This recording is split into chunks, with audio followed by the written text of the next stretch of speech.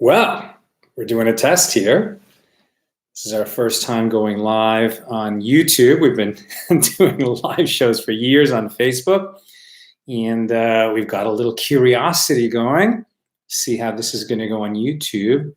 Will anyone find it? Will anyone see it? Will this work? So if you're watching, welcome to our experiment. We'll do just a little bit of a share here. This week, we have Torah portion Vayera. Fascinating Torah portion, a lot going on here.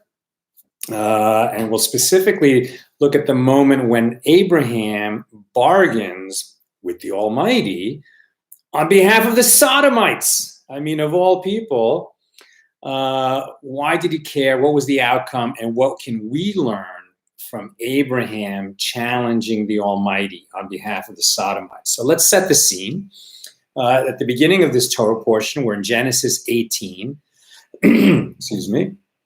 And Abraham receives angels from the Almighty. He receives a visit of three angels who appear to be humans, but he recognizes that they're emissaries of the Almighty. And an angel, we're told, only has one mission. An angel will not have multiple missions. So the reason that three visitors come to Abraham is because the three angels have three distinct missions. One is there to tell Abraham and Sarah that they're going to have a child the following year, and that's going to be Isaac. The second angel is there to heal Abraham, who is now recovering from the first circumcision in the history of mankind that he and the men of his household and his son Ishmael have had. And the third angel is going to go over to Sodom after this visit with Abraham and is going to destroy the cities of Sodom and Gomorrah because the people there have become so evil and corrupt. Now, Abraham, you'd think he might be just overwhelmed by having a visit from an angel. He might be overwhelmed with the news that he's finally going to have this son with his wife Sarah, Isaac, that they've been waiting for so long. But immediately when he hears that, and God reveals to him that God is planning to destroy this wicked city, Abraham's antenna perk up, and his innate sense of justice is so strong that he actually pushes back on God. And he says, whoa. You just said you're going to destroy a whole city? Well, what if there's 50 righteous people in that city? Are you still going to destroy the city? And God says, well, okay, so I won't destroy the city if there's 50 righteous people. And Abraham says, okay, well, we've established that if there's 50 innocents in the city, you're not going to destroy the city. But what if the 50 lack 5, there's only 45 innocent people? Just because 5 innocents were missing, we're going to destroy a whole city? God says, okay, I won't destroy the city if there's 45 righteous people. And then Abraham, he's a wonderful negotiator. He says, please don't get mad at me. I know you're the Almighty and I'm just a human, but hear me out. What if there's 5 missing from the 45? What if there's only 40 innocent people in the city? Will the judge of the world not do justice? Will you really destroy the whole city? Okay, says God, so if there's 40 righteous people. And the bargaining goes on and on and on, all the way down to 10. And it's interesting that when Abraham gets to 10, he says, will you destroy the city if there's 10 righteous people there? Really? And God says, all right, I won't destroy the city if there's 10 righteous people in the city. Abraham doesn't come back and say, well, what if there's only 5, right? The discussion simply ends. God doesn't say to him, look, 10 and that's my limit. The discussion simply ends. Okay. Here's the question. Is Abraham a chutzpahdik, right? Chutzpah, wonderful Jewish term, in case you're not familiar. Chutzpah is having nerve, is somebody who's a little bit forward, a little bit inappropriate, you might say. But, if he's motivated by a just cause, then that's holy chutzpah, right? So is Abraham showing holy chutzpah in sort of standing up to God or not? Usually we say, yes, it's beautiful. This is holy chutzpah. and we should stand up to authority when we know that we're in the right.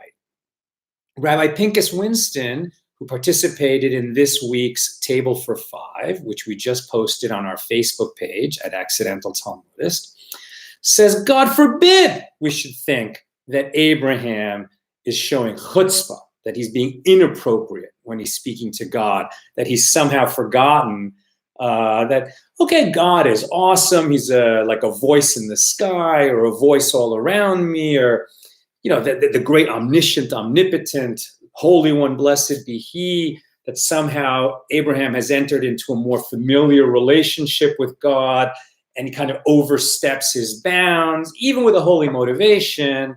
Rabbi Winston says, no. He's not overstepping his bounds. He's not being chutzpahdik. He's not being inappropriate or daring in any way. What he's being is a partner in the creation, the partner that God was looking for 20 generations, right? 20 generations since the creation of man, since the creation of the world, since man was created on the sixth day. Rabbi Winston is saying that if Abraham was just standing up for himself, and there's another time when Abraham does, right? When God says to Abraham, well, you're going to be the father of a multitude, your children, your progeny will number as many as the stars in heaven or the grains of sand on the shore. And you're going to be wealthy and you're going to have all kinds of blessings.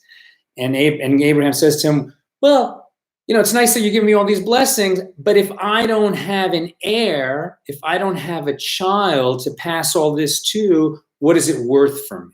And that's when God says earlier in this same Torah portion, no, don't worry. I'm going to bless you with a child. You and Sarah will be blessed with a child this time next year, and that'll be Isaac. So Abraham actually heard the news about Isaac's coming before these angels visited. These angels actually tell Abraham and Sarah. It's more like they're telling Sarah because Abraham has already heard this news. But my point here is, if Abraham was just saying for himself, right, I need an heir, that's maybe a little bit chutzpah, right? Saying to God, hey, this is what I need. But regarding the Sodomites, when Abraham says, will the judge of the world not do justice? Will you destroy a whole city, even though it contains innocent people in it? This is not for his personal gain, right? This is standing up to power on behalf of others, on behalf of the powerless. That's not holy chutzpah. That is being the partner in creation that God wanted, that God loves, that God has been waiting for, that God demands. He wants us to be that kind of a partner, and he wants us to stand up for, to pray for, to request mercy for, to be there for the powerless, for the misguided, and for the innocent anywhere, and the potentially innocent, even the guilty who have the possibility of making a teshuvah, of repenting. Those are people that we should stand up for. So that's something that we can learn from Abraham as he negotiates with the Almighty. This has been a little YouTube live experiment. We wanted to see what would happen and what it would look like. So if you're watching this, if you've tuned in, if you've enjoyed it, God bless you, and watch for us to do this again. Take care, my holy brothers and sisters.